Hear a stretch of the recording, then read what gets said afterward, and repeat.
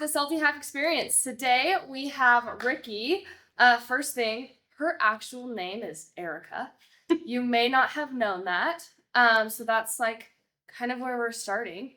Erica, tell us who Ricky was when she was Erica before CrossFit. Ooh, so yes, Erica Beck, full name. Have fun with that.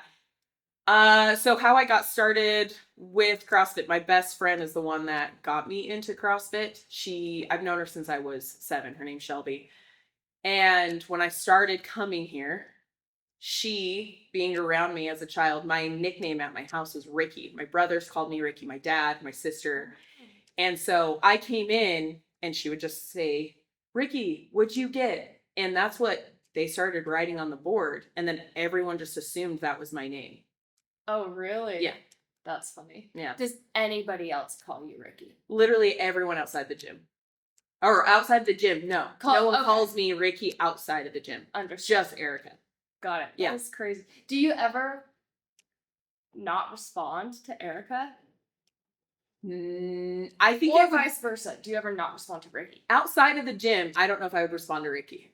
Okay. Inside the gym, I think if you called me Erica, I would respond, but I wouldn't. I'd be like, it's almost like you're two different people. Yeah, I have Ricky, who's CrossFit, and then Erica, who's just the outside version of me, the external. Okay. I want to get to who that external person is. Done. But first I want to start. You said you had known Shelby since you were 7. Yeah. So tell us a little bit about you when you were younger, kind of your upbringing.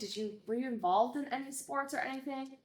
So this is going to be probably the shortest segment of this podcast. All right. So prior to CrossFit, no. I started out with just hanging out on the couch, playing outside a lot as a child. But then by the time I got into junior high, I didn't do anything. So I didn't do sports as a child, inside school or outside school. And that carried on to junior high and high school and then into my adulthood. So athletic-wise, there was no version of that for me. There's a couple reasons for that. So when I was about 8 or 9 years old, I was diagnosed with an anxiety disorder, a pretty severe one. And then by age of 10, I was diagnosed with depression. And as you start getting into teenage years, life gets a little bit harder because your emotions are all over the place. And because of that, I had a hard time trying. I had a hard time putting myself out there.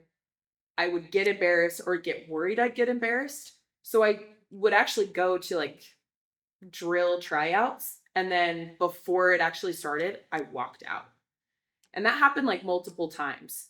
And as a kid, you don't really think about it as much as an adult. You look back and go, why didn't you just try? But the fear was pretty strong. Now, from an athletic side, my family's athletic. My dad grew up doing sports. My mom did, my brothers, my sister. So it's not like I didn't have people trying to push me in that direction. I just could never get myself into it. Okay. And you think that goes parallel with the anxiety and the depression? Yes. Okay. I would say so. So curious.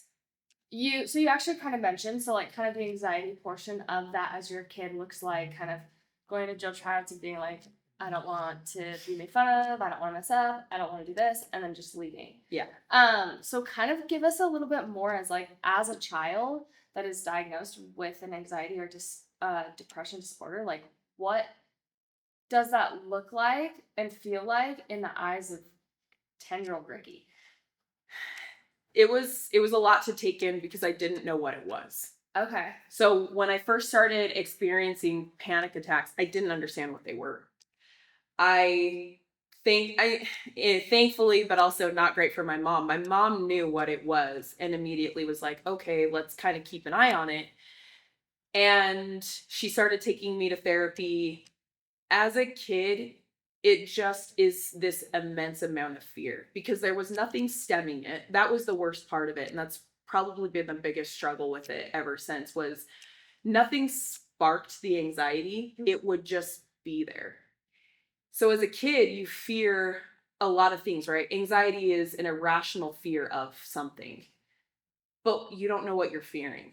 So as a kid, I could do some things and feel completely normal, but then I would do that same thing a day or two later, and I would be just weighed down by these constant bad thoughts of you can't do this, you're going to mess up, you're going to fail, you're right. There's just like this laundry list of conversation that happens in your head. And anxiety and depression feed into one another. So you get anxiety more times than not, you're going to get some sort of depression with it because there's a lot of negative talk. There's a lot of self-deprecation, and that's the hardest part about it. And as a child, you don't realize what it is other than you just feel off. Okay. Yeah. That's interesting. I have known that can and is diagnosed in a lot of kids, but I guess I haven't really realized what that looks like for them. So like, I'm glad that you could give us a little insight to what that could look like and how confusing that can be for someone that age. Yeah. When they're already are like probably a little confused about their feelings. Yeah, absolutely. Right? Yeah. Oh, for sure. Do you still deal with those types of feelings, and is it similar as a child, different? That's actually a really good question. As a kid, there was a lot of like weird things that I feared as a kid, and it was aging and it was getting older, and then it was losing people. I mean, it was just a big thing. But as an adult, you almost gear towards your fears change, but the feeling doesn't. Okay. Right. So as a kid, you fear kind of the dumb things that as an adult you're like, yeah, of course I'm gonna have to pay bills and I'm gonna have to figure out a job and deal with being fired or family drama or XYZ. As an adult, you automatically know that those are things that are gonna happen. And as a kid, your fears are, what am I going to be when I grow up? And yes, that happens as an adult, but it's in a very different sense. So I would say that, is it still there? Absolutely. Have I learned better coping mechanisms? Yes. But those fears are still there. Those overwhelming feelings of down or panic are still there. I've just gotten better at coping with it, or maybe managing is a different word. Do you feel like now too, with the experience, I guess would be the word, that you can also tell when it's coming, or does it hit you randomly still? Yeah, I would say there are signs where I can feel it ramp up over the course of maybe a week or two, and then it will hit like a freight train. And then there's other times where I could be in the middle of a workout and all of a sudden I'm like, oh my God, the world's gonna end. So right, there's kind of an in between, and that's kind of what comes with the territory of when you have a generalized anxiety disorder. That happens more times than not. There's not really signs. It's more of just a feeling, and then it just kind of drowns you a little bit. Okay. Yeah. Oh yeah, that's scary. That's like hard to deal with. So yeah, that is hard to deal with. Let's talk about a little bit how you got into CrossFit. So you said Shelby brought you into CrossFit. Yeah. Was it like, okay, sure, I'll come with you, or were you like, no, I'm not coming with you, and she like kind of dragged you? Tell us about the process of you coming in the doors. Okay, so this is I will try to make this as short as I can, but there's a lot of moving pieces here. Done. So we've got time. Let's set it. You're welcome. Okay. So I want to say I was about 21, maybe almost 22. And my best friend, Shelby, as I mentioned, so I have two best friends growing up. There's Erica. Yes, we have the same name. And then Shelby. Shelby is one of the most disciplined people I have ever met in my life. Mentally, physically, she's always just been into some sort of sports or just trying out new things.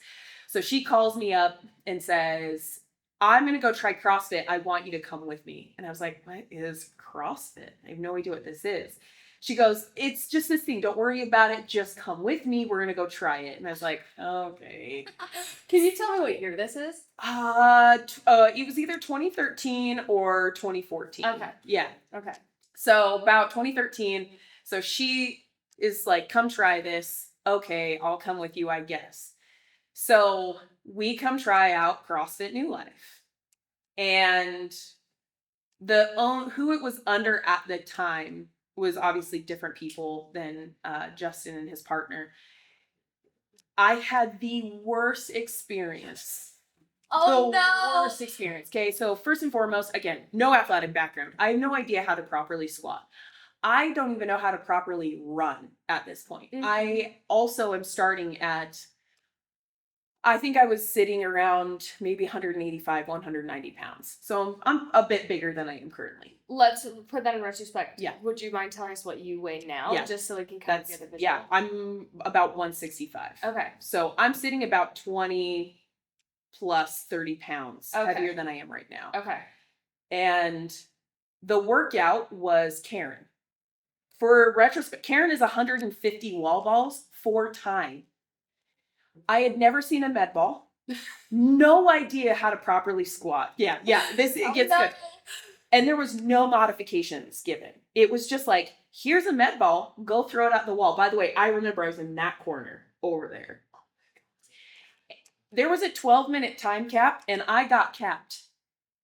Okay? How many were you in? Do you remember? Probably only like 80.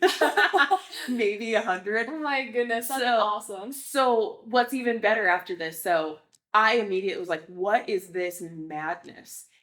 My best friend after the class is like, I love it. I'm going to sign up. And I was like, you're nuts. I'm not doing this. And I just said, good for you. I'm out. I didn't come back. That's crazy. So this is where my worlds start to collide. So Shelby is here at CrossFit New Life. My best friend Erica is up at Utah State. She's also doing CrossFit at Cache Valley, where we know that Justin and Dylan Edelin are attending. Dylan is a coach there. Justin is also up there at Cache Valley. Less than a year after I tried CrossFit, my best friend graduates. Dylan also graduates, and he buys CrossFit New Life with Justin from his step-uncle who owned it. Okay. So my best friend comes down. Her and Shelby are now CrossFitting up together at New Life, having their time of their life. And I'm like, good for you guys. I'm not coming back. Dylan was now over it, and they both said, just try it one more time. I think you'll like this owner better. Like, it's under new management. I think you should just give it another shot. And I was like, okay, I guess, because all you guys talk about is squat cleans, and I had no idea what it was. Like, they're talking about their lifts and these movements. And they had the CrossFit bug. They just couldn't stop talking about it. They would pretend to go to the club and do a squat clean movement, just like an air squat clean. I'm not going to demo it, but it was hilarious. Like, they would just do like random movements like they were on the dance floor, and I was just like, I have no idea what they're doing. Oh, that's hilarious. So, I mean, again, we're 21, 22 at the time. So I said, all right, I'll give it another chance. Let's see how it goes. The difference between my first experience and my second experience doing CrossFit was a complete 180. I walked in, Dylan was the coach. Justin had not graduated because he was still working on his master's at Utah State, if I remember correctly. And so Dylan was the coach. And there was just this immediate relief and an understanding that I had never experienced from that side, that I signed up for part-time right after that. Do you remember what he did differently? First and foremost, he met me where I was at. He modified, he saw what my limitations were. He asked me what my limitations were. He kind of got a little background on me, and he pulled me back a lot. He just spent the time to make sure I knew what I was doing and that I wasn't doing too much too soon. And Dylan also he does to this day, he still has this very calming present. There's a few people I know in this world who are meant to be coaches, and he is one of them. Mm-hmm. Okay. I love that. Yeah. So you walked in the doors. It was a much better experience. You signed up. I signed up. What did that look like from that point on? Were you like a everyday 4 p.m.er, or were you like 3 days a week? Yep. Like, what's that look like for you? I started out with part-time because I had that conversation with Dylan. And he just recommended, let's start you out small. If it goes well, let's bump you up to like 4 times, 5 times a week. So I did. I started out part-time. I was very new to the movements. There was a lot of learning curves for the next foreseeable couple of years, to be honest with you. But I would say after probably a few months, maybe 6-ish months, I started coming every day and just started to progress a little bit quicker. Okay. Yeah. Yeah. Okay, so then at that point, this CrossFit New Life, and you've been a member of this gym since then. Yeah. What year was that? 2014. 2014. So you've been a member since 2014. Yeah. Through the transition of Salty Hive until this day. Yes. You're also now, and you have been for a while, but a coach. Yeah. Tell us the transition of that. Like, how did you decide that you were ready to be a coach, or just tell us the story of how your coaching journey and how that's been going. I don't want to say it was kind of an accident, but a little bit. So, okay. By this point, it was 2021. I was like, I've committed to this. This is the longest thing I've committed to ever. Like, even relationship wise, I had never committed to anything this long. I love that. Right. So this is the first passion. So I wanted to get my L1, not because I had intentions of coaching, but more from I want to know more about this thing that I have been a part of for so long. So I signed up. I didn't tell anyone. I told David, my boyfriend, obviously, that, hey, I signed up for my L1. I'm going to go take it. And so I received my L1 April of 2021. And I want to say at the time, we had like a handful of coaches, nowhere near the amount we have now. But at the time, I want to say I'd seen them like competing, and coaches were kind of out helping with competitions or competing in them. And I made a very nonchalant comment to Justin and just said, well, if you ever need like someone to help step in and coach, I would be willing to help. And I loved his response because it was the perfect response. He goes, that's really not how this works. He's like, yeah. Thanks so much. Yeah. That's not really how it goes. And he's absolutely right? You're not going to take someone, it doesn't Right. matter how long they've been a member, you're not just going to take someone under the coach wing and be like, all right, get in there. That's so funny. That's like actually the perfect response, because I was expecting more like, your drive and is so inspiring, but yeah, that's not really how this works. Yeah. It's much more appropriate. And it was the perfect, because it then led into, if this is something you want to do, you're either in or you're out. And you're absolutely right? You're not a part-time coach. Not really. You can't be a part-time coach mentally. Mm-hmm. So he said, what I want to do is I want to have a sit down and I want to have an interview with you so we can go over some of the questions I have and see if this is a good fit, right? Which again was exactly what it should be. That should be the process. That should be the idea behind letting people be a part of your members' lives. You need to make sure they have the best intentions in mind. Right. So we did. We had a little sit down. At the time, there was a coffee shop just down the road. And we met and had this interview over coffee. And he asked some really great questions. He heard a lot of what I said. And I think he obviously saw something in me, because then that fall of that year, I was slowly onboarded onto the coaching team. Yeah. That's really cool too. That whole process, because he knew you for a while. Yeah. Like, he knows who you are. Like, a lot of times, like, they're like, oh, that person like is really nice and they get along with everybody and big part of the community. So yeah, like, bring them on the coaching staff. Why not? Right. Sure. So I think that's telling about our coaching staff and about Justin's way of running things around here, and how he takes it very seriously and wants his members to truly have like the best experience here. Absolutely. So I think that's awesome, and I'm glad that didn't I don't think it should, but I'm glad that didn't push you away. Like, no. Oh, like, you need to interview me. You've known me since for years. Come on, man. No. Like, So that's really cool and really big of you.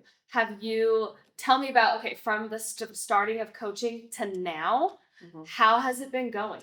Was it like, did you start nervous? Especially you started as a, like, similar to Samantha, as a member, and you've been so deep in the community as a member for so long. How is the transition of being a member and part of a group to now you are being a leader? That's a good question. I think the biggest transition, so first and foremost, you're always a member, right? Correct. You're always a member, and that is your number one priority, is being a part of the community. The big part about transitioning is you need to be the coach your members need. So I've been in the trenches with, let's call it, the motley crew, which is 4 o'clock, for many years. And with that transition, you just are able to see so many different personalities and dynamics. And you take that into account as you coach. You need to learn to adapt. There's a talk by one of the seminar staff that we are coaching 20 different personalities in a room, right? Transitioning to coach, actually, I wouldn't say was hard in the sense of learning the personalities. It was hard in the sense of wanting to be the best for the members. And you ask the question, do you get nervous? Oh my gosh, yes. I was nervous for probably the first couple of years. And there's times I'm still nervous. There's still times that I get, butterflies in my stomach when I'm coaching a class. And the reason is because I want to do a good job, because that's what the members deserve. That's what we strive to be, is great coaches for great members. So I will still get nervous. I will still overreact sometimes and get overly excited or be slightly dramatic, because I have this passion for the gym that I didn't really know was in me until I became a coach. That's amazing. Yeah. That was a really, really great way to put it. Thank you. Okay, so now I want to go back a little bit to talking about, you had mentioned your anxiety and depression and those types of things that you deal with outside of here. Has CrossFit in any way helped the symptoms, maybe when it comes on, or has it helped in any way in that sense? Yes, first and foremost, so one thing that I learned very early on with therapy is they will push you to be in some sort of physical activity. And so the best way to describe it, so that I can also explain how CrossFit helps, or how having fitness helps, is you almost think of anxiety and depression as it builds up this pressure, right? Over time, it's going to grow. It's going to get bigger and bigger and bigger. At some point, you need a way to open the top, release the steam, let out some pressure, just so that you can go back to being able to cope and to manage those feelings. CrossFit, is it the cure? No. Is it going to fix it? No.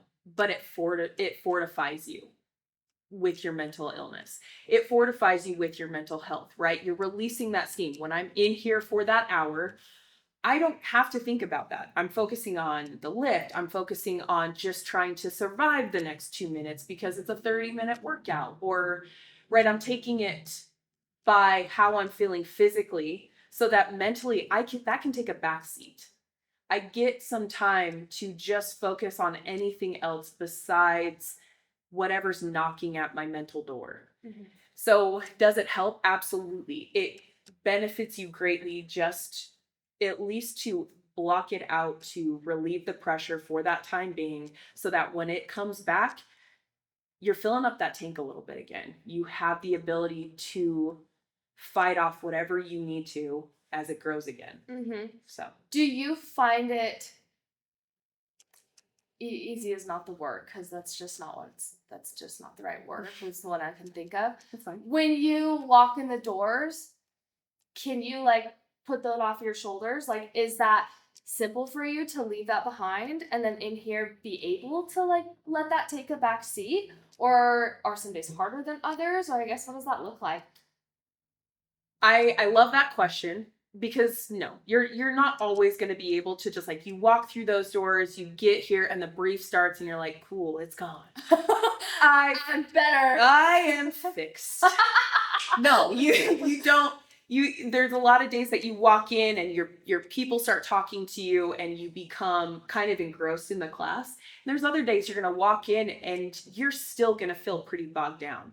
You're still gonna want to head to your corner and you're just like, I'm gonna sit here and I'm not gonna just I don't want to talk to anyone right now.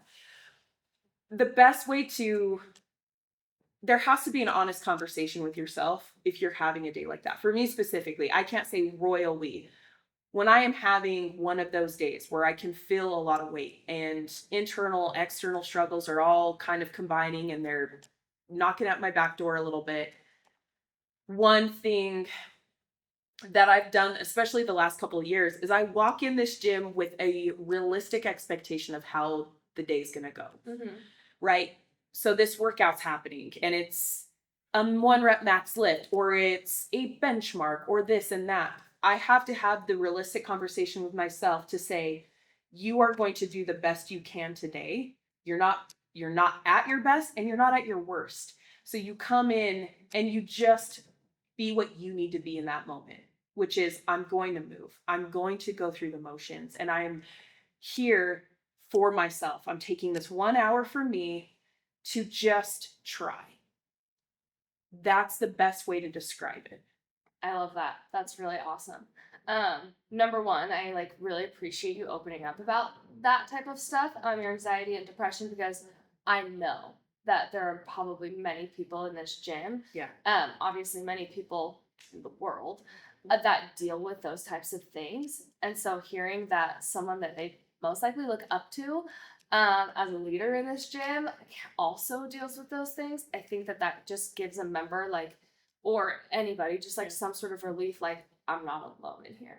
Yeah. Like not everybody in here is like rainbows and butterflies. Like other people are feeling the things that I'm feeling, and then also like can give them outlet to you. Like, yeah, hey, like I'm feeling these things and I know that you sometimes feel like this. Like, can you help me get through it? So like I think that one thing that's the best part about having a community is having each other's back. So I really appreciate you like opening up about that for this. If you had one piece of advice for someone, and it could be a gym advice or outside of these walls advice, but for someone that deals with those types of feelings and those things, what advice would you give them? That's a pretty broad like question. That is. So there's, and you can use this logic inside, outside the gym. So as coaches, we always give like the 1 minute warning, right? The 1 minute warning. Okay, you got 1 minute. You're like, all right. How many times, and I can ask you this question, how many times during that 1 minute, you're like, I can do this for a minute. I can do this for a minute, right? There's always that train of thought, like you can do anything for 30 seconds. That is the same logic you use when things get really overwhelming. And actually I will say this is my dad who taught me this lesson at a very early age. It's like the 5 minute rule. Get through the next 5 minutes. Get through the next 1 minute. And you notice as you get through those, whatever that looks like for you, the next 30 seconds, the next 10 minutes, if you start realizing I can get through those 10 minutes, you can get through the next 10 minutes. You just have to be realistic with yourself and knowing that it might be hard right now, but I can get through here. Okay, now what's the next milestone? What's the next milestone? So again, you can use that logic with anything. Truly, inside, outside the gym, just play to your race and know what your strength is. But I know that everyone can do that train of thought of just, I can get through this little by little. Right. Yeah. 5 minutes at a time, 1 minute at a time, 30 seconds at a time. Yeah. That's really great advice. And everybody can use that. Yeah. Whether you deal with depression and anxiety on a really high level or on a little lower of a scale, like that is like really great advice for anything. Or just getting through a tough workout. Yeah. Can you do it for 1 more minute? Yeah. Right? So I think that's like really good life advice in general. Yeah. So thank you for that. Of course. Okay. So now we're going to talk a little bit about, so you had mentioned you were about 30 pounds heavier when you started. Yeah. you are one of the fittest people I know. Oh, geez. And like, Don't make me I don't, blush. I'm like, every time I see you, I'm like, she is just like so crazy fit. And what's awesome about that is you don't have these like competitive desires. And so tell us like what keeps you motivated? Like for a lot of us, I think it's like, oh well, I'm gonna sign up for a competition. Personally, I'm like, Yeah. I'm gonna sign up for a competition because I know that gets me motivated. Yeah. And so for those that are really not interested in that realm and truly using CrossFit as a way of health and wellness and just to get their workout in, um, how do you stay motivated? I think the first thought that pops into my head is I remember where I started from. And I remember my mental state. I remember my physical state when I started CrossFit. And it's easy to like say in the last couple of years, I look at where I'm at and go, you would be fine if you like pulled back a little bit. But the truth is I don't want to because I am stronger mentally and physically now. And I want to keep that going. I want to be able to be where I'm at now, and I don't want to get back there, whether it was weight wise, whether it was just emotionally, mentally. The other thing that I think a lot about is like for motivation, no, I don't like competing, and that's just purely me. I don't do well with competitions. But the other thing is I've been doing CrossFit for 11 years now. And over these 11 years, the one thing I can say is every month there's something that has improved. And I don't want to lose those little things that I've been building up over the years, right? I've gotten slowly better at a lift or a gymnastics movement, whatever that looks like. And if I were to stop, if I were to just walk away, I would lose that feeling of knowing like I did that. I came in here, I learned the movements, I listened to the coaches, I listened to members, I worked out with these people, and I've slowly gotten better over the 11 years I've been doing this. I don't want to lose that. So that's the biggest motivator is just mental, physical health, but also knowing that I can continue to get better without pushing the red line. Yeah, that's awesome. That is really cool. And to say you've gotten a little bit better is probably an understatement. You've gotten A little bit. yeah, gotten crazy better, crazy fit.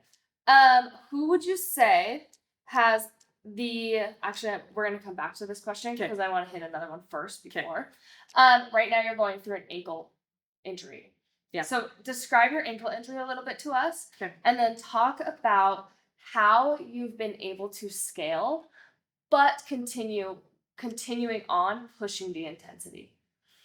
So, probably about 18 months ago, I had done something to my ankle and it was like on and off getting better, and then it would go back to being worse. So, about, I don't know, a few months ago, I finally went to a doctor, got an MRI, and they had told me that I have a partial longitudinal tear in my tendon. So, the tendon that goes from your foot and then it wraps underneath your ankle and then attaches into your knee. Okay. So there's a big long tendon that runs up there. I have a partial tear right underneath the ankle bone. So don't have great flexion. I can't do jump rope anymore. I could, but I'm one-legged basically. And so that's not worth that risk. So I've had to adjust as I'm doing PT, as I'm figuring out next steps. First things first is I would say most of the coaches know that I can't do this. And there's one thing I need to point out here. Just because and this is a common misconception, I think, across the board, everyone is victim of this thought process. If you modify a workout, you didn't do the workout. Modification does not make it easier. When we talk about scaling, it doesn't mean that it's an easier workout. It means you're still working out. And sometimes it means it's harder, right? You have different things. Like instead of 100 double unders the other day, I did 25 box jumps instead. Not necessarily easier. It was just dominant in a different direction. Mm-hmm. So when we talk about how do I keep the intensity up, you come with a game plan and you give it everything you can. Just like if you did the workout as written, right, you are still putting in the work. You are still finding a way to push the intensity. It's just slightly different. That's awesome. I love that. Okay, so I feel like we got a really good grasp of who Ricky is. So let's go to Erica. Okay. Erica, Yeah. what do you do outside of the gym? Outside of the gym, so I work for a nonprofit. We raise funds for local children's hospitals throughout the US. I oversee part of their fundraising. So I oversee English radiothons for my member hospitals, so roughly a little over 100 of them currently. And I've been doing that for about 6 years. Outside of that, I spend a lot of time with my family. I spend a lot of time with my boyfriend, David, and we travel. I do bake a lot, and I know that that's sometimes a taboo thing with CrossFit, but She's a very good if you have not had her cookies, her brookies, or her rum cake, there it is. There's the rum. gotta, because Yeah. they are good. Yeah. Those things are both, well, everything she makes is really good. Would you say you're pretty family oriented then? Yeah, I would say specifically over the last few years, there's been a lot that's happened within my family that has driven that point home more than ever. So I do. I spend a lot of time with my family. I see that your bracelet says Icky. Is that from a niece or nephew? Those are from my nieces. So Icky is my nickname because they couldn't say Erica and it became like Ika. But my second niece couldn't say Ika. So then it became Icky, which is great because it also could be short for Ricky. So you could really throw that logic wherever. So it wasn't originally short for Ricky, it was No. short for Erica. Yep. It's just That's progressed awesome. over the 5 nieces and nephews I've had. It's just this iteration of my name. It's now officially Icky. So they can say my name, but they still won't. That is awesome. So yeah, this is their bracelet to me that I wear every day. That is really cute. That's really sweet. You also mentioned that you and David like to travel a lot. Yeah. So when you're traveling, what are like the go-tos? Are you like we're tourists, we're doing all the tourist things, or is there like other things that you guys try to sneak in there? What does your traveling look like? We are first and foremost big foodies. We will try anything. If it's got slightly good reviews or something different, we'll definitely go try it. The biggest thing that we do though is we are really big into history. So anything that is old, whether we specifically go to Europe a lot. So there's a lot of opportunity to see old churches or castles or right where the royalty lives and stuff like that. So we are really big into the history aspect when we travel. And that really just means that we're walking place to place like 12 miles a day just to sightsee. That's awesome. What's the next big vacation? I think the next one's Germany. Germany, when is that? Next year. Oh, that's exciting. 2026. You're going to Disneyland. I am. That's also a big deal. I mean, I'll send you a picture of ears. How about that? I love it. Are you going with family? Going with David's family this time. Nice. Yeah. Okay. We spend way too much with mine. Just It's David's family. it's sure. yeah, they need love too. That's awesome. Yeah. Germany then. So when is Germany? I think sometime towards the fall, so September, October is when we're gonna go. Cool. Yeah. Have you guys already been planning out stuff that you're gonna do? We know of a few places that we're gonna go. Cologne Church is one of them, or Cathedral is one of them. It's the massive church. It's like the 3rd tallest church in the world. Outside of that, I think we're also planning to make a trek to Romania at some point as well during that. So haven't ironed out everything yet, but we'll get there. Awesome. I love that. So if you've been to Germany and you got recommendations, give them to Ricky because she needs to plan. Erica Beck. Yeah. Find me. Erica Beck. Find her. She needs to plan her trip to I Germany. do. Yeah. So now we know Ricky. We know Erica. Yeah. And now we're going to do some more questions, but they're going to be a little quicker answers. Okay? Like a little bit more fun-loving questions. Love So, first one, I guess this one's not that much fun-loving. We can get pretty deep in this. But who inspires you most? Ooh, that's a hard one. Okay. Quick rapid fire. Immediately, I do think of both of my parents. That's an easy answer, but the truth is they're like my biggest supporters and also the strongest people I know in one capacity or another. They both have different strengths. I would also say, and again, easy answer, David, my boyfriend, I have never met someone who is so passionate about so many things all at once. And I can see that. because I've never really experienced that. And so to kind of see the world through his eyes and to see how excited he can be about multiple things and just ready to go get things, it's one of the best life lessons I've had over the last almost 10 years. I love that. That is awesome. Yeah. Who would you say has the biggest effect on your fitness journey? Okay.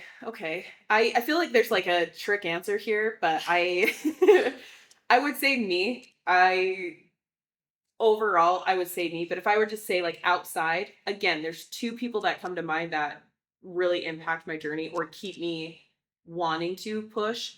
That's David, and that's also my dad. My dad is one of the biggest people who's always worked out, always done something, but I am 33 years old and he will still show his friends and family videos of me lifting. It is my favorite thing. That's so sweet. Yeah. He's like, look, you want to see this? I'm like, I'm 33. Oh my goodness. That's okay. Amazing though. Yeah. I love it. It makes you feel famous. I know. He's like, check this out. I'm like, oh, okay.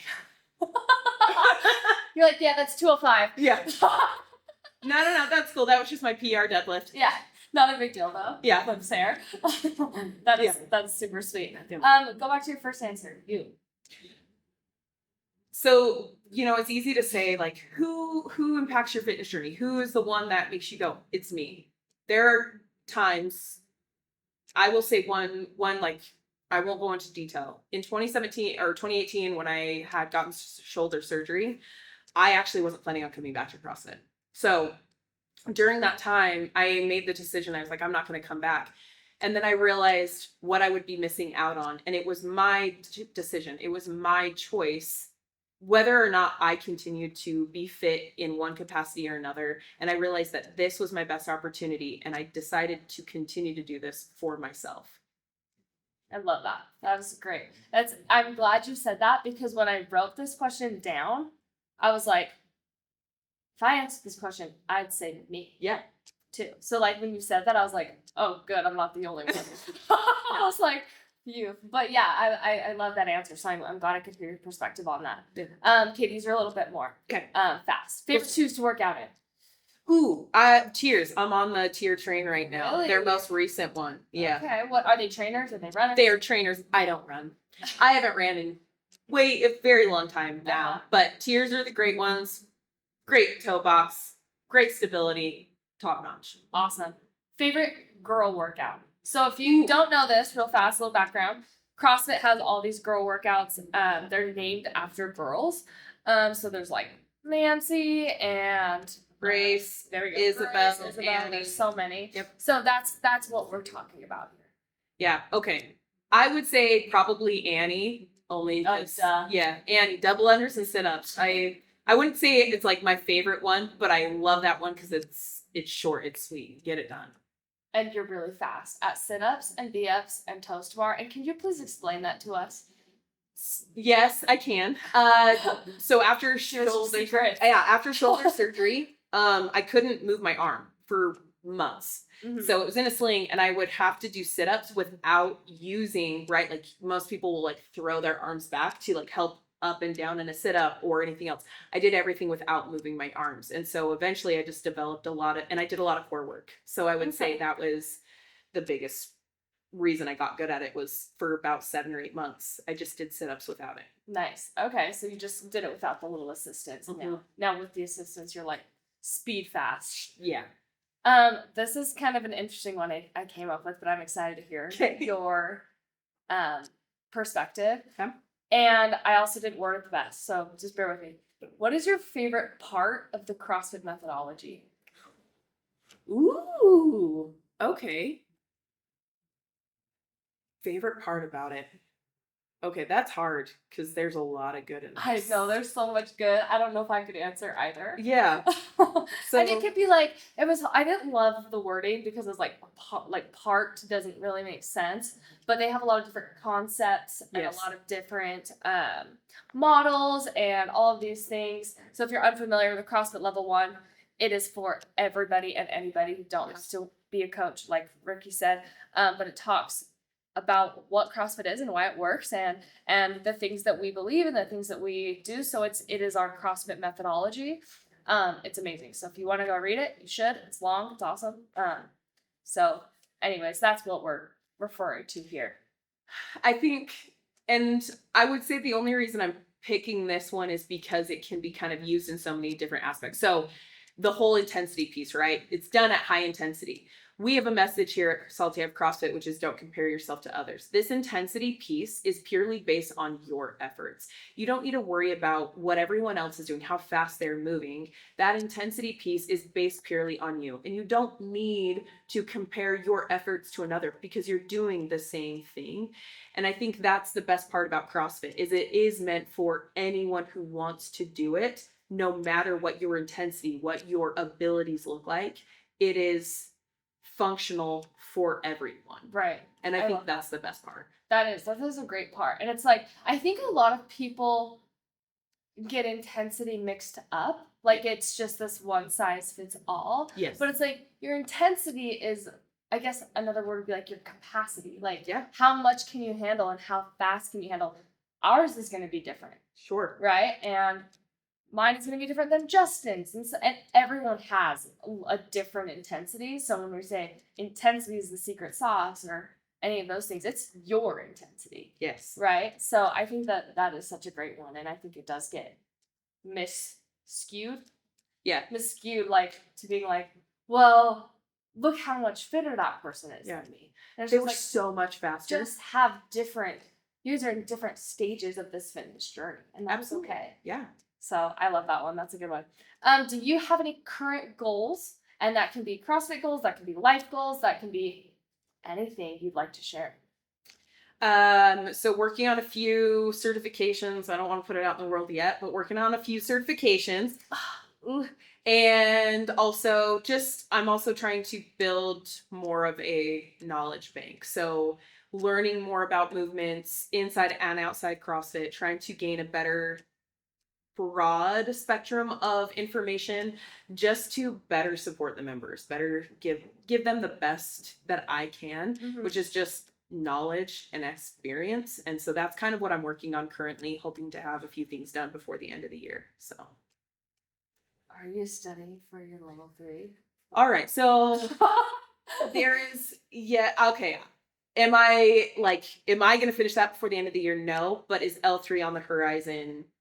Yes. Awesome. Was that the credentials you're talking about, or are you leading towards a different credential? Also working on potentially a strength and conditioning as well as a nutrition one. So heck yeah, that's awesome. We're going to talk more about that off air. Okay. Because I'd be getting deep. Yeah. Okay. Last but not least, if you had actually, let's do two things so you can really paint a picture. Okay. So every time you walk into a room, this song comes on. What song is it?